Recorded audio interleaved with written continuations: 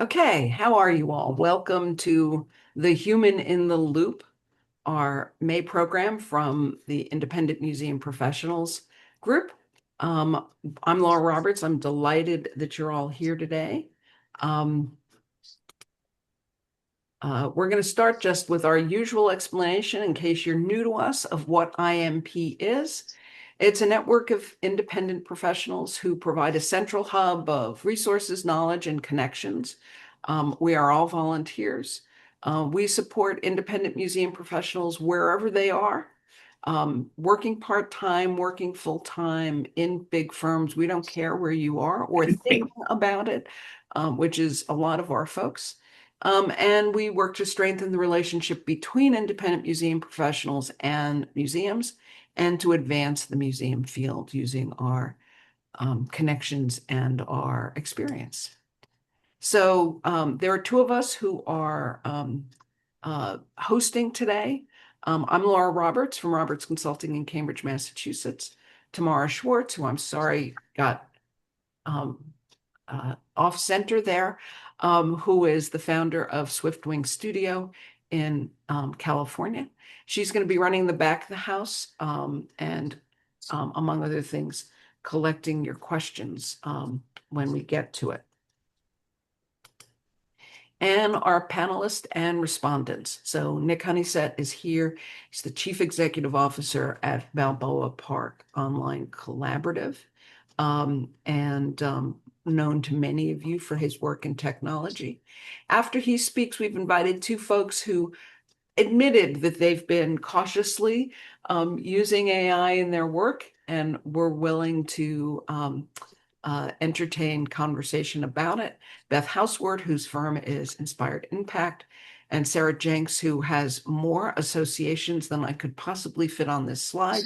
So I picked every museum, a civic museum, which is where she primarily hangs her hat.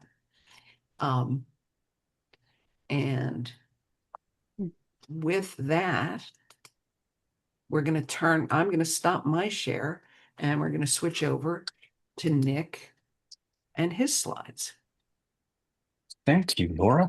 Okay, give me 2 seconds to share sound, hit the present. Okay, do you see a big slide with my AI avatar on the right-hand side? Excellent. Okay. Well, good afternoon, good morning, everyone. I'm going to share with you, going to talk for about 20 minutes. I'm just going to share with you some of what I know about AI. We're doing a lot of AI consulting, helping institutions with what we are referring to as an AI maturity strategy. So I wanted to provide you with some insight into what we're seeing. I have the benefit of having a broad range of clients, like many of you do, but since we're focusing a lot on AI, I may have a little more insight into what's going on. So I'm going to share that with you. I'm going to share some examples, and I'm going to share some tools that I use in the course of my job, which you may already know about, and if you don't, maybe they're something that you can adopt. I would normally start something like this with a screenshot of the 7 stages of grief, because I think that really does apply 100% to what we're dealing with right now. Okay, so I love this quote by Roy Amara. We overestimate the impact of technology in the near term, but underestimate it in the long term. AI is not intelligent. If you understand how it works, it literally takes words, converts them into numbers, and matches those numbers with numbers in its language repository, and it comes back. It's a revolution in mathematical computing. It's not a revolution in intelligence. It's not a replacement for people. It's a productivity enhancer. That's how I use it. I use it to support my own work.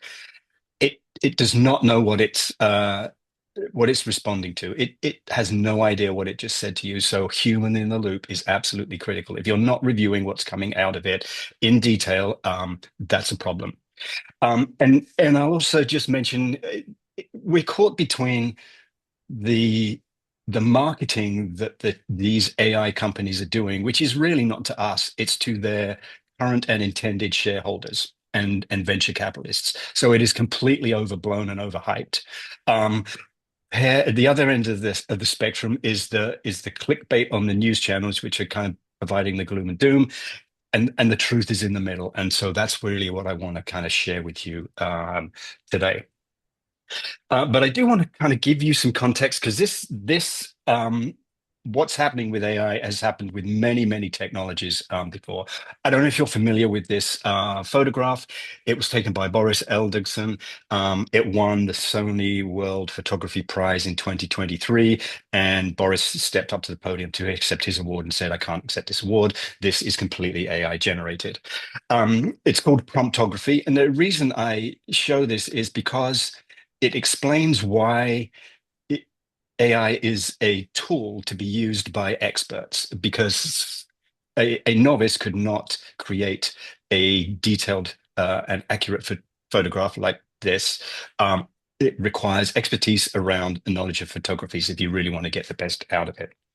Um, and this when photography was invented, I don't know if you may or may not be familiar with this. Critics, artists claimed that it lacked the hand of the artist, and painters were very concerned about losing their jobs and losing their commissions, that they would become underemployed. So I think that's the context that I want you to think about when you think about AI.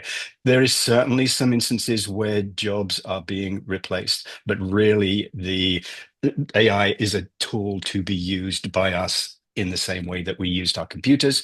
When computers came into the workforce, there was, hue and cry about that. So that's really the context I wanted to provide. Okay, some big picture stuff. We do a lot of surveys when we're doing our engagements, and I wanted to share some of that with you. But I also wanted to kind of give you this is the state of play, and this is you may be experiencing this as well. Boards often have corporate members who are heavily invested in AI. They're looking to leadership and saying, "What's your strategy? You guys need to clean up. You need to keep up. You need to adopt this." Leadership uncertain what to do. This is a complex thing. It has many opportunities and it has equally as many problems. There are very few policies and guidelines in place in museums that we are seeing, even to the extent of leadership not even acknowledging that AI is a thing in their institution. And meanwhile, staff pretty much are using it. The problem with that is a lot of that is A, it's not sanctioned by the institution. B, it's probably their private account, a personal account. It's likely free. And if it's free, then it's being shared to what they call train the model, which is expose your data. So anytime you're using any large language model, whatever platform you're using, you should have a paid account and you switch off that training the model, and then that information does not will not be shared out there. The takeaway: AI adoption in museums is bottom up. We see this all the time with technology adoption. Governance always lags behind. Policies always lag behind. We could cite anything. We had this conversation with websites. We had this conversation with social media, and now we have real jobs in social media and websites, etc. This was a project we're involved in. This was the kind of initial readiness and sentiment survey. This is an arts museum. These are the key finding. Familiarity and personal use is moderate to high. Half the people are using AI often or daily outside work, so from a personal perspective. Work adoption is pretty much 100% in this institution. So people at least sometimes are using one form of AI in the course of their job. Primarily, that's generative text and brainstorming. Primarily, it is ChatGPT.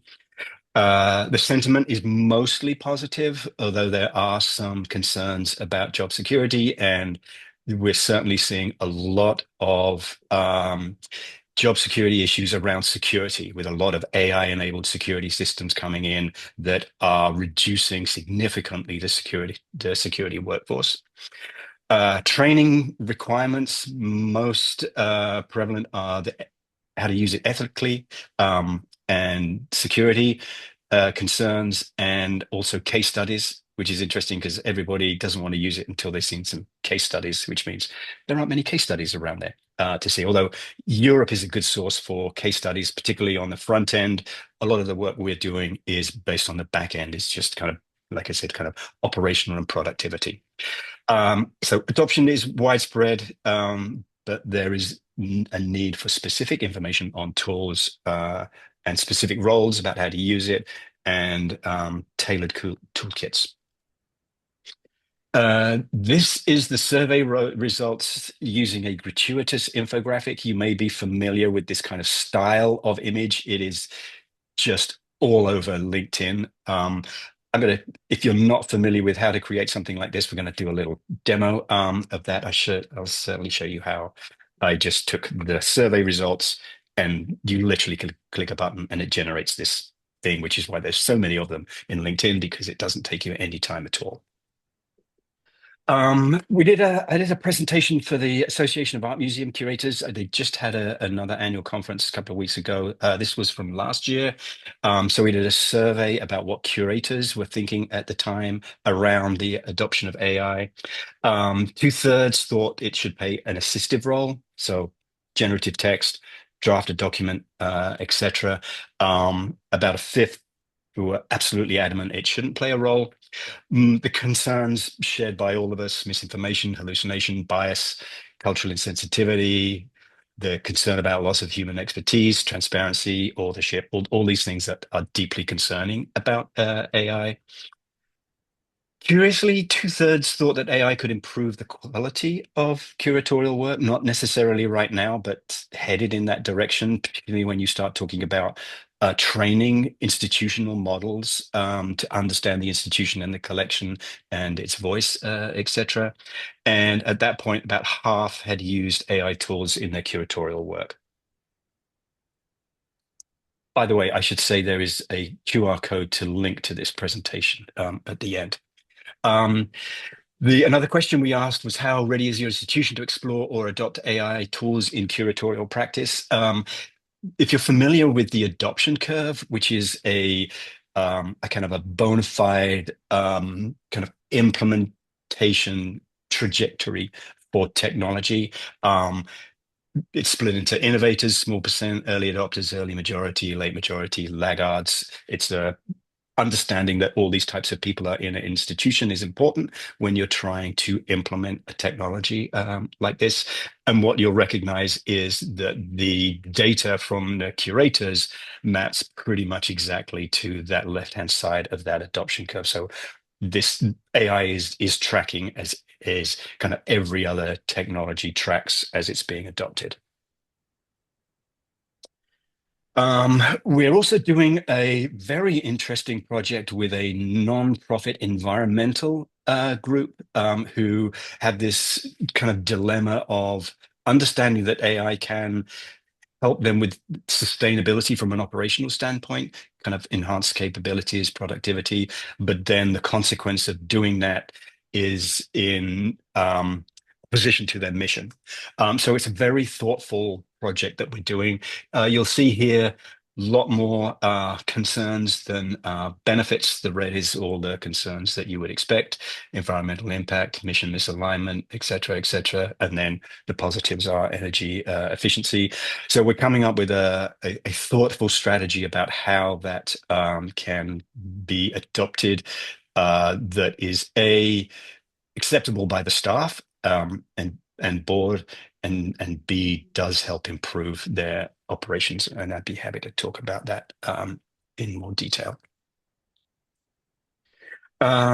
Just so you know, here is a matrix of these AI companies are very concerned about their environmental impact because it is a race for adoption and it is a primary concern for everybody. So most of the major large language model platforms are pursuing a very aggressive carbon neutral strategy in the same way that the digital currency marketplace was largely determined, the successors were largely determined by the ones who had greater acknowledgement of the environment. Those are the ones who were winning out, who are winning out. That's not to say that there aren't some deeply troubling environmental concerns, particularly for open water systems, which are now being built as closed water systems to reduce the water consumption. But Gemini comes out top a little bit, carbon neutral by 2030. OpenAI, which is also Copilot, again, very aggressive carbon neutral strategy. Claude, AWS, and a shout out right at the bottom there, an honorable mention to Green PT. A lot more progress is being made in Europe. Green PT is a European LLM platform over the environmental concerns there. Okay. Not all. Some of you may remember this advertisement for Macs and PCs. We certainly recommend a hybrid environment. Copilot, fantastically good at operational stuff, emails, meetings, kind of HR, all those kind of productivity things. But then the other platforms are better at other things. Claude, Gemini. Claude is great for research, deep research and analysis. ChatGPT, if you're talking about integration. Um, and so I just kind of share that. Just I tend to use multiple platforms, and certainly our recommendations are about using the right tool for the right job to get the results that you're looking for. Um, This is a just to kind of give you a little more insight. ChatGPT, general purpose writing, interpretation, strategy, coding.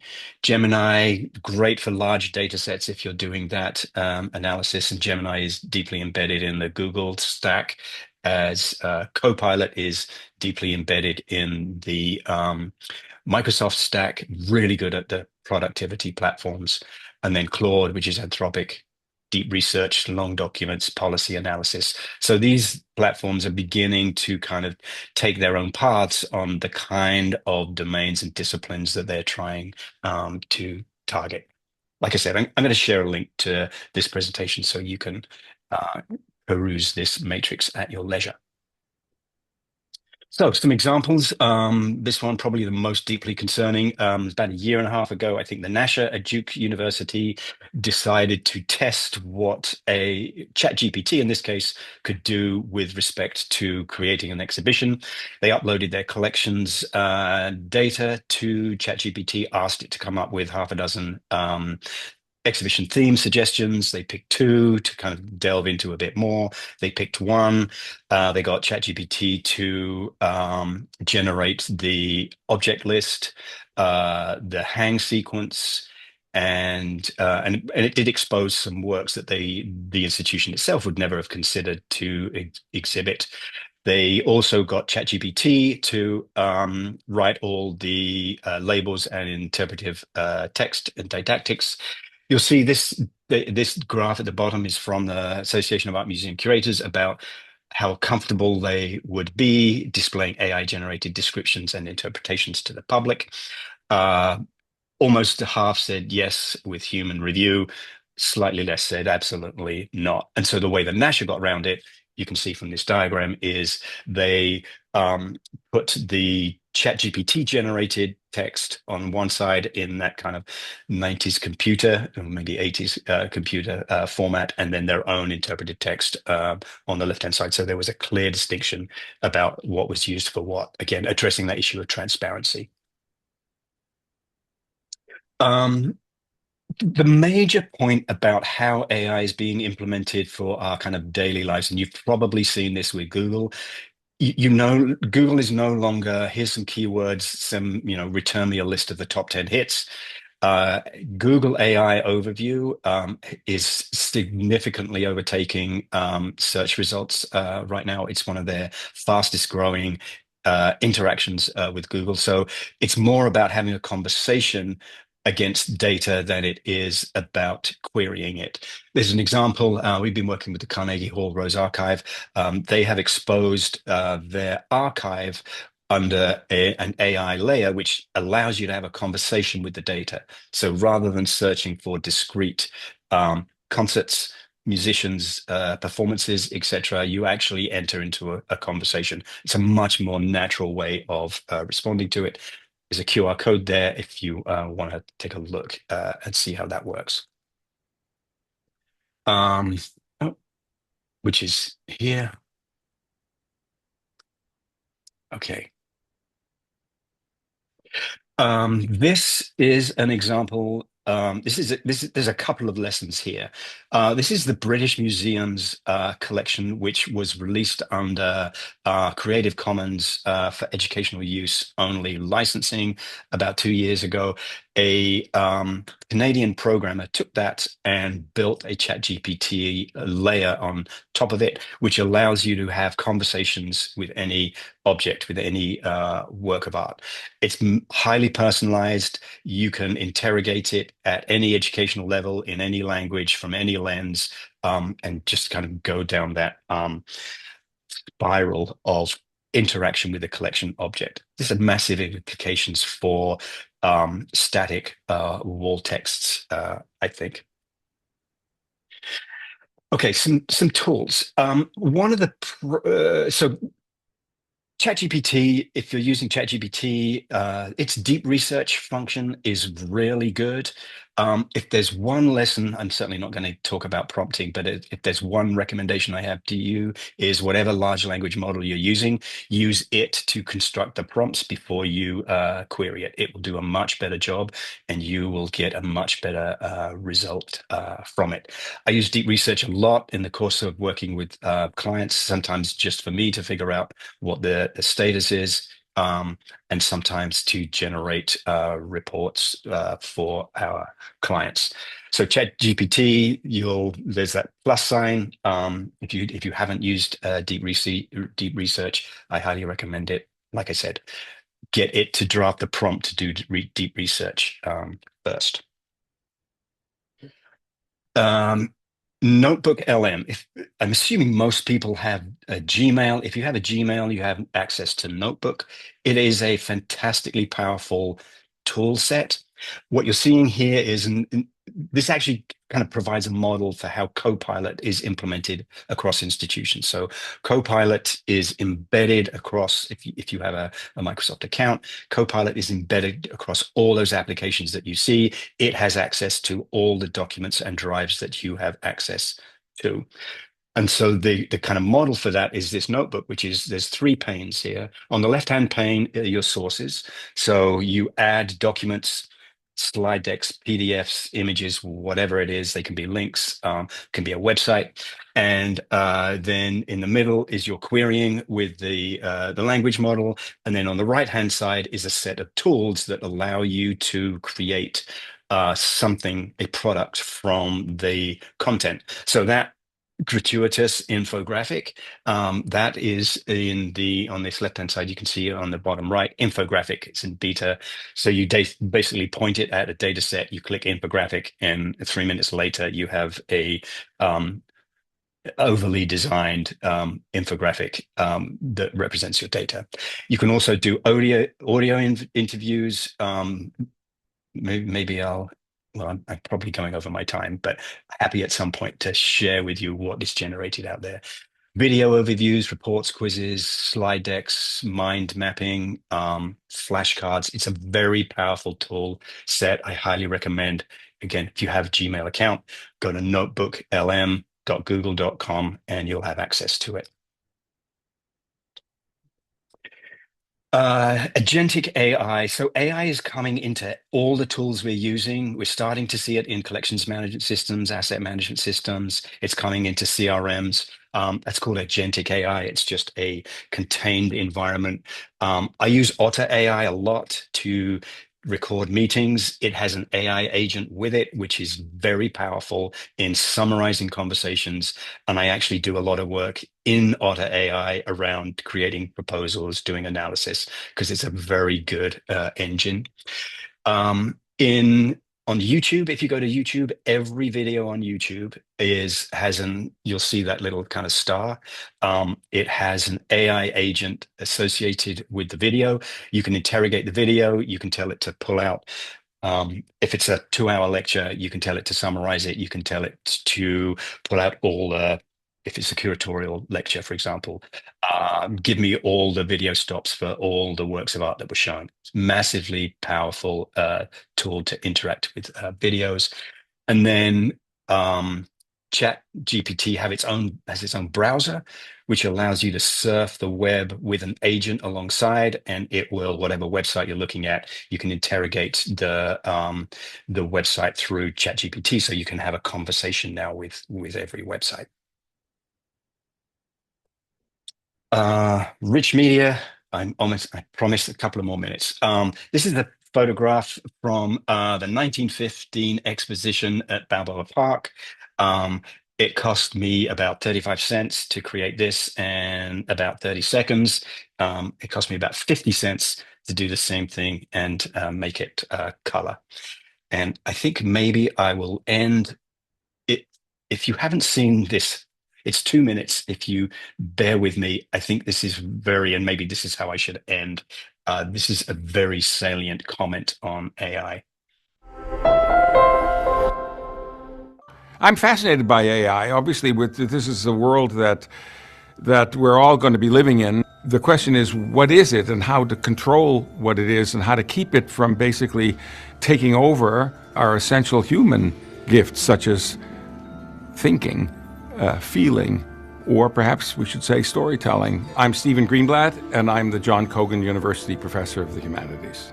With a very brilliant Harvard undergraduate whom I met as a freshman in my course, we created a digital version, in effect, of Shakespeare's brain, with everything Shakespeare wrote, of course, but also everything Shakespeare read. And then we were about to see what would happen if we told this bot to write the lost play of Shakespeare called Cardenio.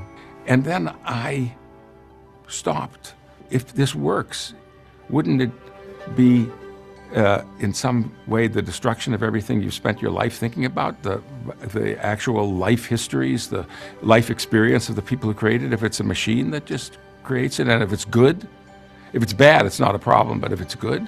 So I thought, let me think about it. I put a group together of computer people, of philosophers, of legal people, and of literary critics to try to talk about what we want. Do we want AI to do certain things? Years ago, when I was young, I went to the Dordogne in southern France, and I went into one of those caves that had Paleolithic paintings on the walls. We know nothing about the people who created those paintings. Really, after all the work that's been done, we still don't know why they did it, why they risked their lives entering these caves. But if I were told that it was a machine that created the painting and not a human being, it would completely destroy the aesthetic experience for me. Everything depends upon my sense that I've come in contact with another human creative subjectivity. Even if you did it with magical success and the AI produced something that actually was profoundly worthwhile, you would nonetheless, in my view, destroy the essential defining characteristics of human creativity, that it's done by a human being. Okay, I think that's a good note to end on. And I should have limited myself to 20 minutes, but I'm a little bit passionate about this. No worries, Nik. No worries. Thank you very much. We've got some great questions in the chat. We've got, if we can pin, I don't see anybody pinned actually. Can we pin, Tamara, can we pin our panelists? I'll help if I can find them. I can't find them. It must be.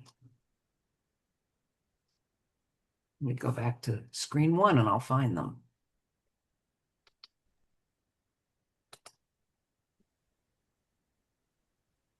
Spotlight for everybody.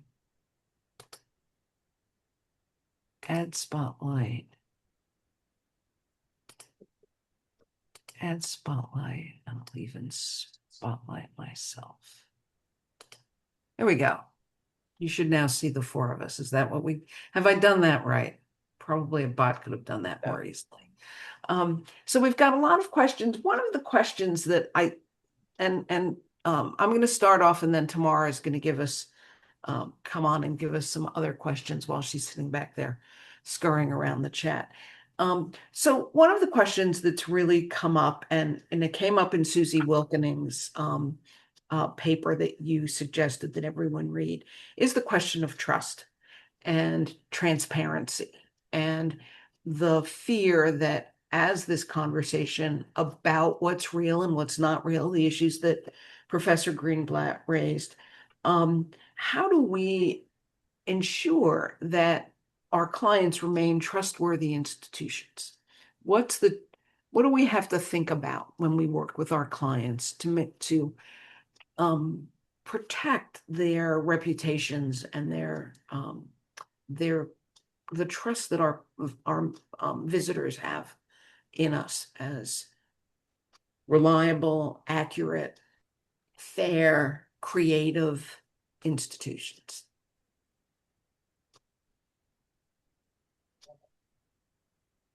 Is that for me or is that For general? anybody, any of the three of you. I mean, I think, oh, go ahead. No, I've No, go spoken. ahead, Nick. No, I was just going to kind of put it, this is a very nascent technology. I don't think the public appreciate how much they're interfacing with AI right now and how much it is responsible um, for their interaction with the world.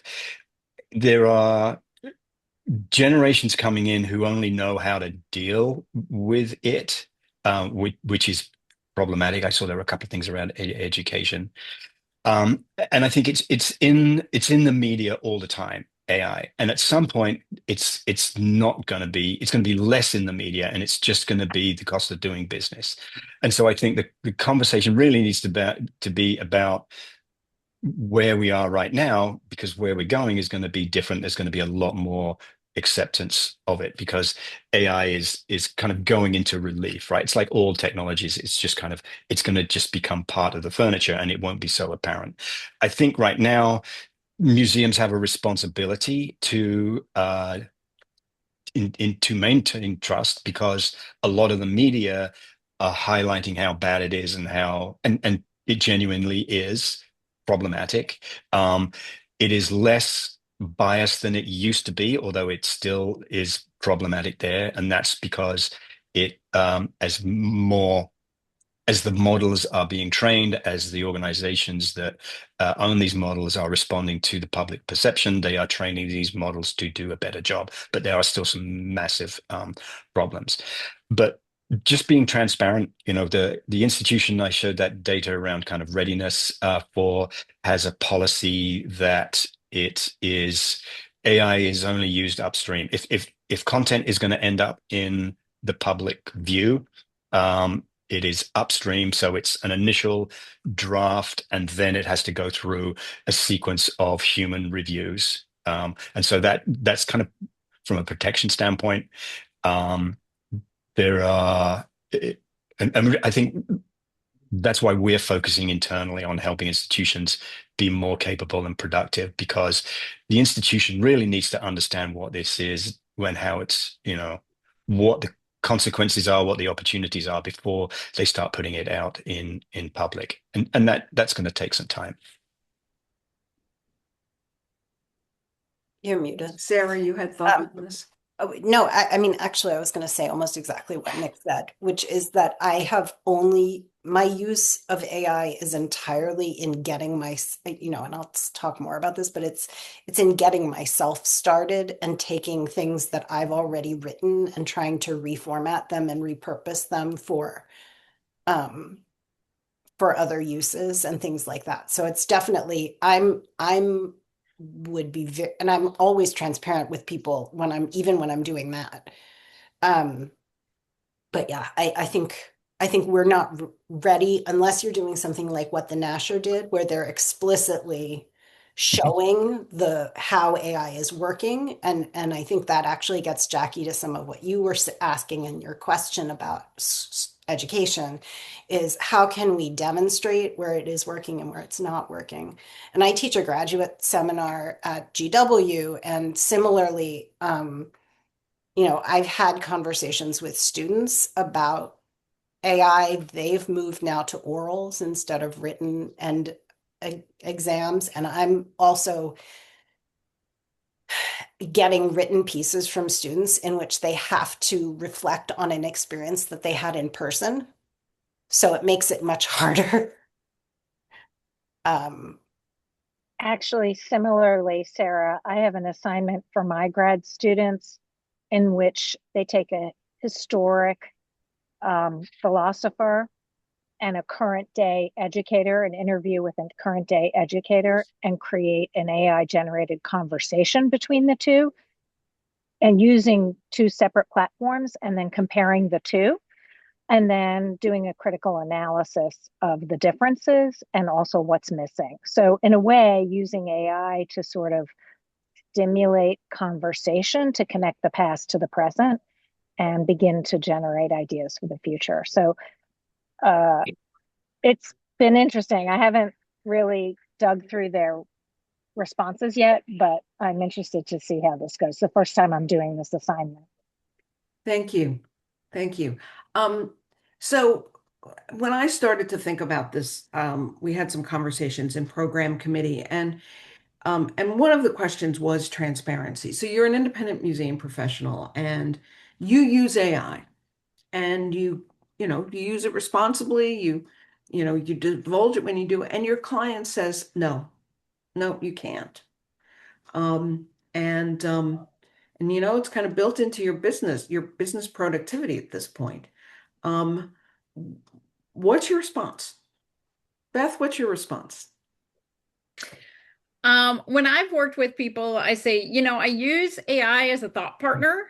So oftentimes, as I'm planning out agendas, oftentimes as I'm kind of looking at timelines and trying to decide, I might use AI as that thought partner because I have the opportunity to turn on the auditory function and essentially brain dump all of my ideas about what this project might be or where this project is headed and all of that. And then AI has that capacity to bring all of that together and organize my thoughts for me quickly and potentially bring up some gaps that I hadn't been thinking about previously. So I would do that and be happy to, explore that with people and say, I do use AI as a thought partner, but also know that it's not a dump it in and copy and paste it and send you the email proposal. It's a conversation. We're going back and forth. Often, I've gotten to the point that there have been times where Claude has said to me, you have reached the maximum length of the thread. Because I've gone back and forth so many times in an effort to say, no, this is not right. No, I don't like what you're doing. How can we hone this in? And then eventually saying, we're good. We're good. So I definitely disclose and I talk about that with folks. And then I also kind of emphasize it's good to use AI as a thought partner, not as a replacement for product, not as a replacement for product. Okay. Yes, 100%, Beth. Thank you. Thank you. One of the questions that came up was about protecting our intellectual property. I told the panel the story as we were getting in that my husband prompted one of the bots to produce a strategic plan for a small historical organization. And it came up and it was pretty good. And I thought, okay, there goes my practice. And he said, well, they probably based it on something that your client put up online. And we work with creative people and creative institutions. Nik, how do we protect our intellectual property? I mean, certainly with paid accounts, if you're publishing, if you're talking about what you do, maybe on LinkedIn, for example, that's going to get probably going to get scraped.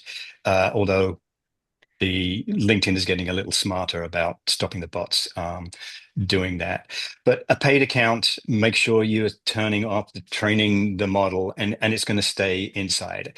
I think, certainly this is a big issue for organizations as we help them roll out Copilot. There is a concern that somehow the world is going to have access to the information that you're. So I think, like I said, if you're in a work environment, you have access to Copilot. It can see what you can see across the organization. So being very disciplined about permissions and roles for access within an organization is absolutely critical. But mostly, it's similar to, the biggest security loophole for security is humans, right? In whether it's phishing, whatever it is. And so the same thing kind of applies here. If you're keeping your stuff within the environment that you're working in and you have a paid account, it's not going to get out.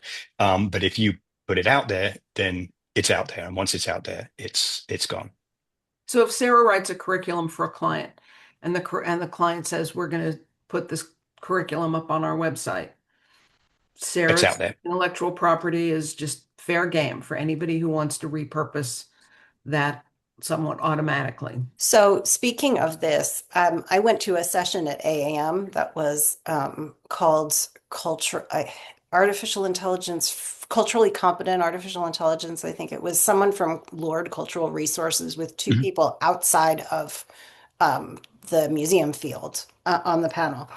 And basically, their big argument was like museums need to organize and they need to sue so that they can get licensing fees because all of their intellectual property is getting scraped and used for free, and they don't have the capacity to do it on their own, like the New York Times. So they're going to have to organize. Like that was their big Mhm. takeaway, and I thought that was fascinating and certainly an opportunity for AAM if they choose to accept it. Because, I think they're right. Like maybe the Smithsonian has the capacity to have those kinds of licensing agreements, but they're probably the only ones.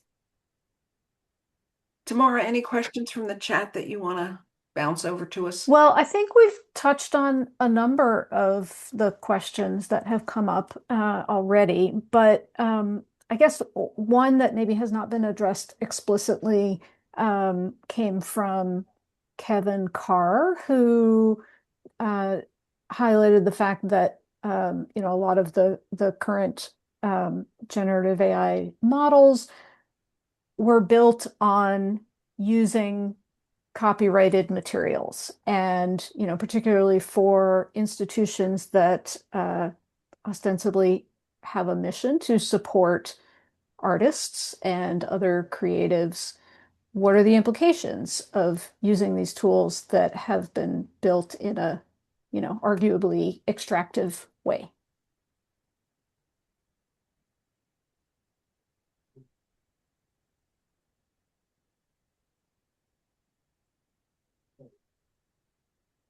Yeah, I won't go anywhere near ChatGPT because I'm angry at Sam Altman. That's just like my personal take.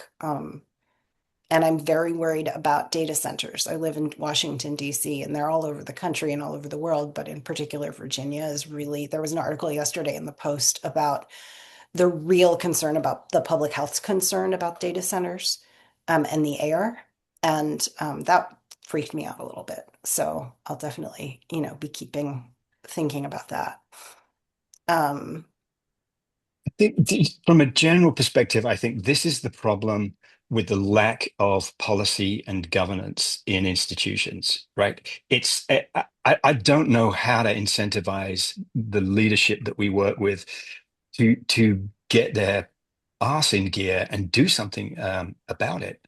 It's the same with government. All this copyrighted stuff that these large language models have sucked in, that should be the government going after them. I mean, they should be policing the copyright laws, and they're not. I don't think it's up to us. So I think we have to be, as a museum field, we have to be putting in policies and guidelines. And I hate to do this, but I'm going to do a shameless plug. I have a webinar in a couple of weeks talking about this very thing. I It just passed is this on to people, Nick. okay, great. Um, I think there are some basics in the institution, like the staff handbook, around use of data, intellectual property, sharing them, those kinds of things. So there are quite a few things probably already in an institution's policy, the staff handbook and the guidelines that cover some of it. But I think it's important that institutions are very explicit about it because it is something new.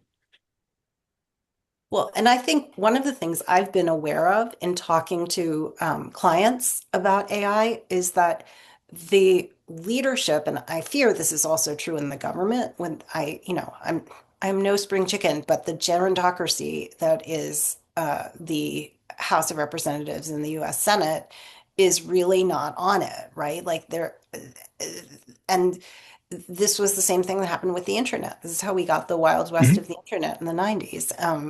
And it could be a public good and it is not, and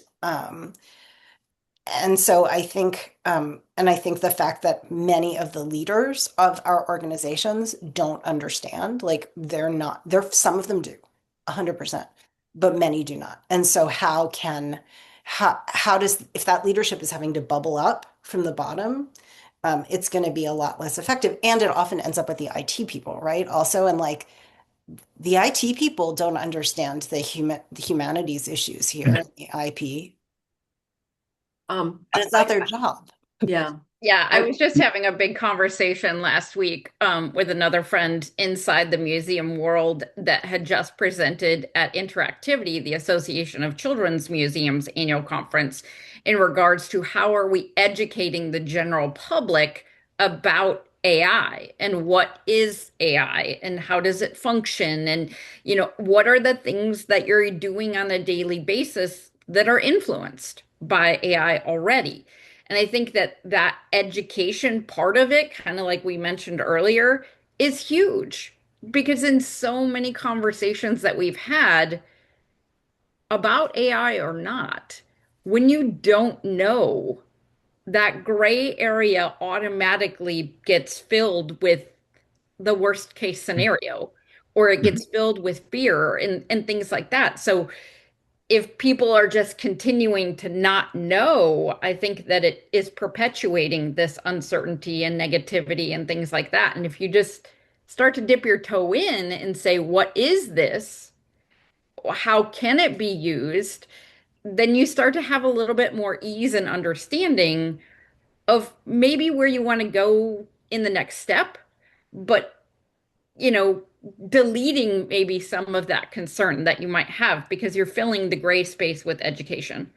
So I think that there's a lot of that's happening, whether people are open-minded or not, that they just don't know. Even, in the conversation that we had right before this call, it was, there are certain people in the industry that have vehemently said no. And we were like, wow, I can't believe they're still doing that by hand because that seems almost ancient at this point.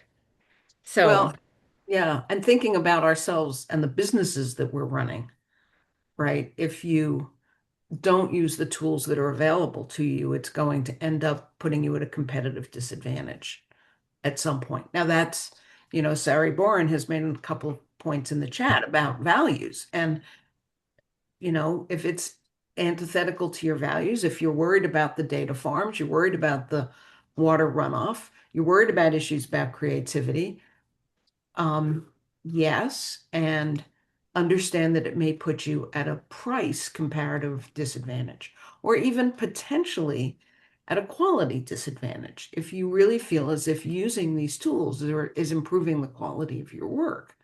Um, it's an interesting challenge. I'm a late adopter.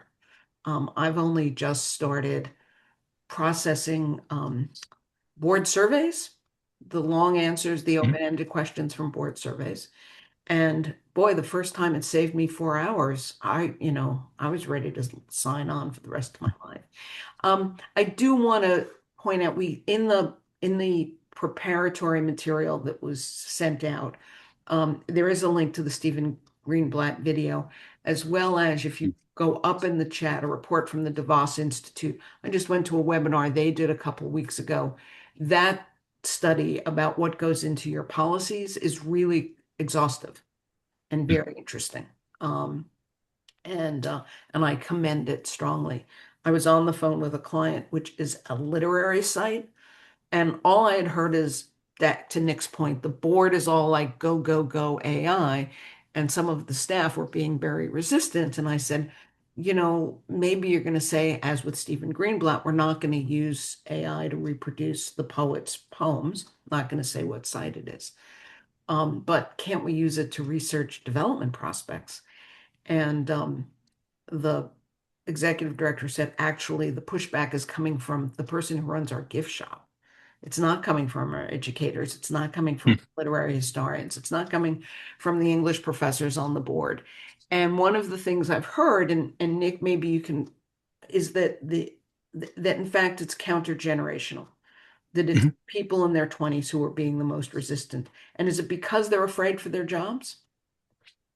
It's twofold. I think it's job fear, but it's also, the emerging generation is massively environmentally informed, and their biggest concern is, I would say their concern about the environment outweighs their concern about their job. They're extremely passionate about it. I'll share, and it's the 30 years in archivist who's like, this is great. I can get it to do my finding aids, so they're totally embedded.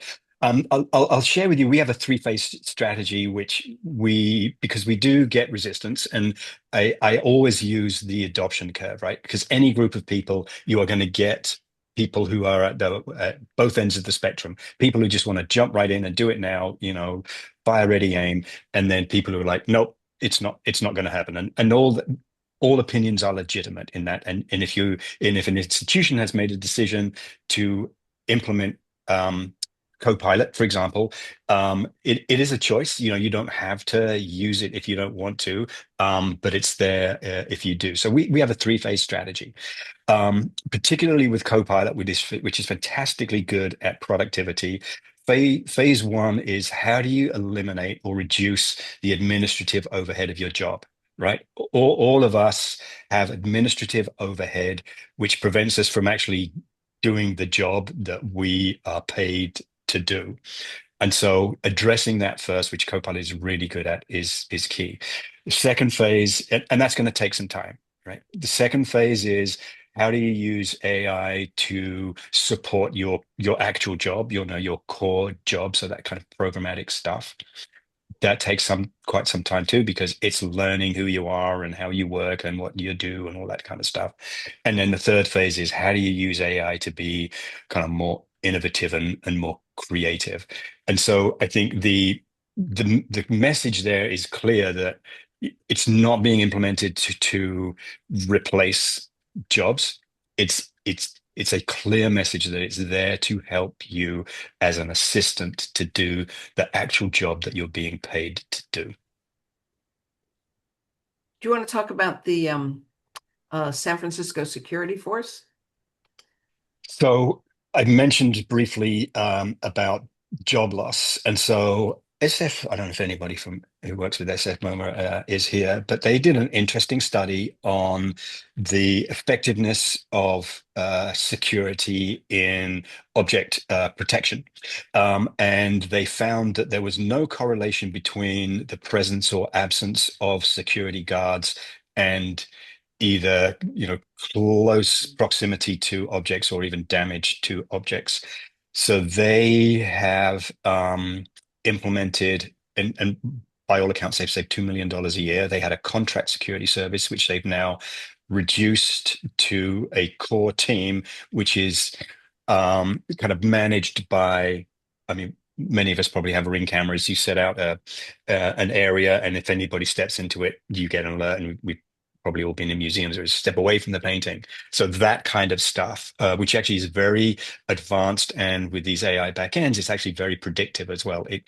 It's now learning how to anticipate problematic interactions with works. And so $2 million a year, core team of security who are deployed based on activity and predictive analytics and automated voice to inform people to step away from the painting. And then the question is whether they take that $2 million and repurpose it towards something positive for their mission in the community, or they just reduce the size of the budget. I have an opposite anecdote to tell. A museum we're working with they had a young marketing person who was terrible and not doing a good job and was on a personal improvement plan. And then one day, all of a sudden, their copy and their work was just,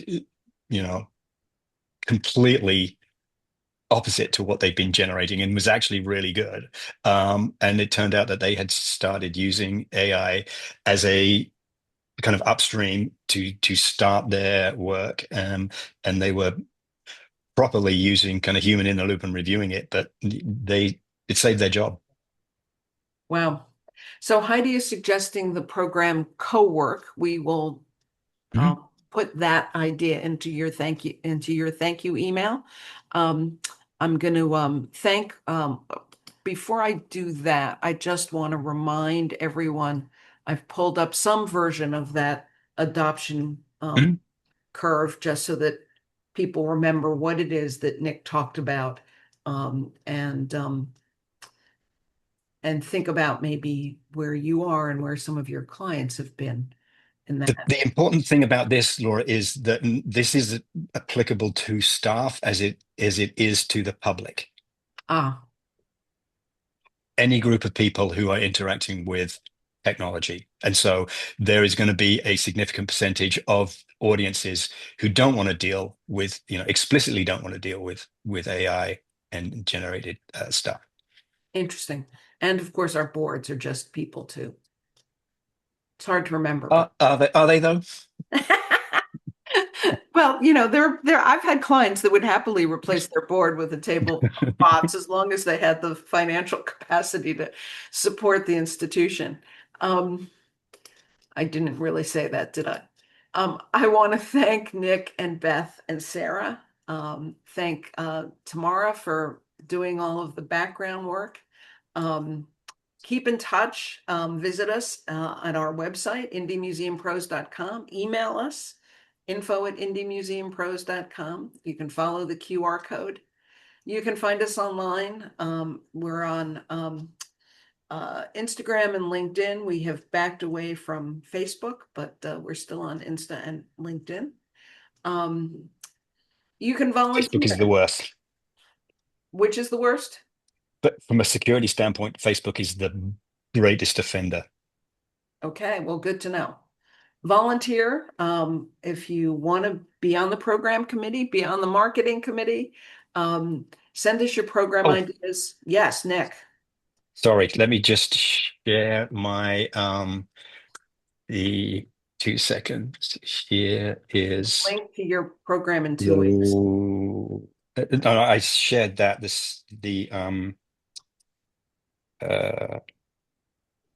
the link to my slides. Okay. Thank you.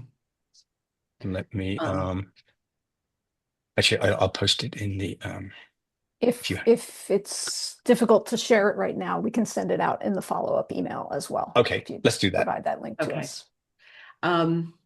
So send us your program ideas. You're going to get a link to a survey in a second. You can put program ideas there. Contribute to the listserv. Listserv is really our best networking tool we have found. People are asking questions, finding resources, connecting with each other. You can attend or host an in-person meetup. Conference season is almost over, but you'll see on a slide or two, someone's hosting a meetup at CAJM, the Jewish Museum Conference. And if you're not already a member, become a member. Right now, becoming a member just means raising your hand. Eventually, there will be a fee involved because we have to support our work. But right now, you just say, hey, I want to be a member. So our next program, our last program before our summer break, is a program about accessibility. Accessibility is for everyone. It's not just for the people who design buildings or set up text in exhibits. It's everybody's job. Everybody can learn. And then, as I said, there's a meetup at CAJM in 2 weeks. CAJM is meeting in Detroit. We do have a survey. Your feedback helps us provide resources. This link will be in the follow-up email. It's also going to be in the chat, so you can follow it right away. It's a really short survey, but we do look at the data, and we want to know how we did. And thank you. Thank you to all four of the folks who were on the webinar with me, and to all of you who take time out of your day to continue to fine-tune your own professional practice and tools. And I hope everyone has a great weekend. You too. Take Appreciate it. care, everybody. Thanks, everyone. Thank you so much.